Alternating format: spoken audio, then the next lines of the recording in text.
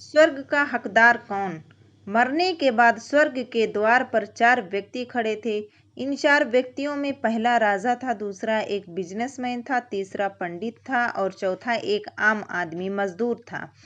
किसी को भी यह पता नहीं था कि कौन स्वर्ग के अंदर प्रवेश कर पाएगा और कौन वहीं से वापस लौटा दिया जाएगा।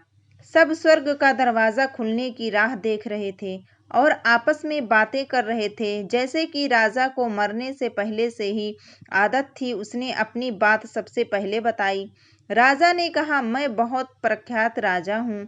मैंने धरती पर अपना बहुत नाम कमाया है, इसलिए पूरी संभावना है कि मैं ही स्वर्ग में जाऊंगा। फिर व्यापारी ने अपनी बात सामने रखी। वह बोला, मैंने धरती पर खूब धन कमाया और उस धन से मैंने सैकड़ों लोगों की मदद की, इसलिए मैं ही स्वर्ग का हकदार हूँ। अब बारी थी पंडित की, तो पंडित ने मुंह खोला और सबको यह कहा, चाहो तुम जो सोच लो, लेकिन यह बात तो तय है कि स्वर्ग के दरवाजे खुलेंगे तो मेरे लिए ही। सब जानते हैं कि पंडित दिन रात भगवान को याद करते हैं, इसलिए स्वाभाविक है कि स्वर्ग में पंडित का स्वागत किया जाए। जब सबने अपना अपना पक्ष रख दिया, तब सबकी नज़र उस मजदूर पर थी जो चुपचाप अपनी नज़रें नीचे झुकाए बिना कुछ बोले वहीं पर खड़ा था। स्वर्ग का दरवाजा और वहां पर एक देवदूत आकर खड़ा हो गया। देवदूत के हाथों में एक पुस्तक थी जिसमें इन सभी के कर्मों के बारे में लिखा हुआ था। देवदूत ने सबके पहले राजा को अपने पास बुलाया और उसको पूछा, तुम बताओ, तुमने अपने जीवन में क्या क्या अच्छे कर्म किए हैं।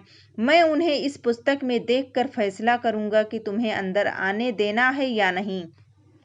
राजा ने कहा, मेरा राज जितना बड़ा था उतना ही समृद्ध था और मेरी राज्य के सभी लोग खुशहाल थे, सभी बड़े आनंद से रहते थे। मैंने उन्हें कभी भी किसी भी चीज की कमी नहीं होने दी। यही मेरे अच्छे कर्म हैं। देवदूत ने अपने पुस्तक में देखा और देखने के बाद राजा से कहा, तुम सच बोलते हो।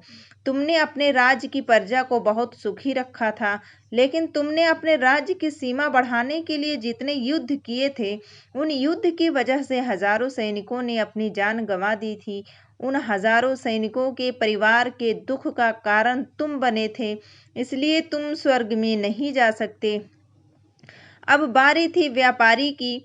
व्यापारी से जब देवदूत ने पूछा कि तुम्हारे अच्छे कर्म क्या हैं, तब व्यापारी ने उससे कहा, मैंने सैकड़ों लोगों को खाना खिलाया है, कई आश्रमों में दान दिया है, कई निराश्रित लोगों के लिए घर बना कर दिया है। यह मेरे अच्छे कर्म हैं। देवदूत ने फिर अपने पुस्तक में ध्यान से देखा और देखने के बाद व्यापारी से कहा, तुम्हारा कहना भी ठीक है कि तुमने बहुत दान धर्म किया है, लेकिन यह दान धर्म तुमने जिन पैसों से किया है, उन पैसों को कमाने के लिए तुमने न जाने कितने झूठ बोले हैं, कितनी हेरोफेरियां की हैं और कितनी मिलावटें की हैं, इसलिए तुम भी स्वर्ग में नहीं आ सकते। जब पंडित से यही सवाल किया गया तो पंडित ने बड़े ही आत्मविश्वास से कहा, मैंने अनगिनत लोगों को ज्ञान दिया है, हजारों यज्ञ और पूजाएं की है और दिन रात भगवान का जाप किया है। इससे अच्छे कर्म और क्या ही हो सकते हैं।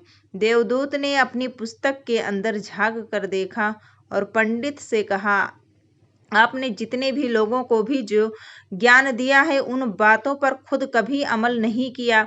आपने यज्ञ पूजा या भगवान का नाम निस्वार्थ भाव से कभी नहीं लिया, इसीलिए आपका भी स्वर्ग में आना प्रतिबंधित है। मजदूर यह सब देखकर हैरान था। वह अब तक जिन्हें महान समझता आ रहा था, उनकी व्याख्या स्वर्ग के दरवाजे पर आकर बदल गई थी। धरती पर जिन कामों को अच्छा समझा जाता है, उनका यहाँ पर कोई मूल्य नहीं था। यमदूत में जब इस मजदूर को अपने पास बुलाया और इससे पहले कि वह उससे उसके अच्छे कर्मों के बारे में पूछता, मजदूर बोल पड़ा, प्रभु, मैं जानता हूँ कि मैं भी स्वर्ग में आने के लायक नहीं हूँ, लेकिन मैं फिर भी एक बार बाहर से ही स्वर्ग को झांक कर देखना चाहता हूँ। बस इससे ज़्यादा मेरी कोई इच्छा नहीं है, क्योंकि ऐसी इच्छा पालने के लिए मैंने जीवन में कुछ भी नहीं किया है।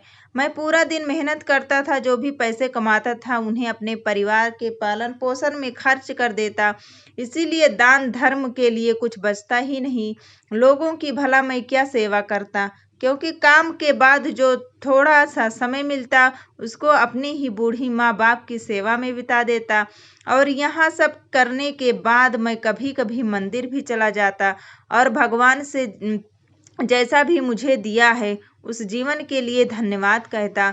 देवदूत ने अपनी पुस्तक में बड़े ध्यान से देखा और थोड़ी देर देखते ही रहा। फिर उसने मजदूर से पूछा कि तुम याद करके बताओ, तुमने कभी तो कोई अच्छा काम किया होगा। मजदूर ने थोड़ी देर सोचने के बाद बोला, हाँ, मुझे थोड़ा थोड़ा याद है। एक बार मैं बहुत भूखा था और मैं खाना ही खाने बैठा था कि एक बहुत ही कमज़ोर कुत्ता, जो ठीक से चल भी नहीं पा रहा था, वह मेरे पास आ गया और मेरे खाने को देखने लगा। तब मैंने अपनी रोटी उसे खिला दी थी और उस दिन मैं खुद भूखा सोया था। मजदूर की बात सुनने के बाद देवदूत मुस्कुराया और मजदूर को बड़े सम्मान से स्वर्ग के अंदर ले गया। दोस्तों, अच्छे कर्म लोभ मोह माया इन सब भाव में आकर नहीं किए जाते हैं और ना ही उन्हें अच्छे कर्मों की श्रेणी में गिना जाता है। निस्वार्थ भाव से किया गया एक ही अच्छा कर्म भी आपके जीवन के सारे पाप धोने की शक्ति रखता है। इसीलिए जब भी मौका मिले, निस्वार्थ भाव से और अच्छे मन से अच्छे कर्म किया करें। दोस्तों, अगर आप सबको हमारी कहानी पसंद आए तो प्लीज़ हमारे वीडियो को लाइक और चैनल को सब्सक्राइब ज़रूर करें। Thank you so much.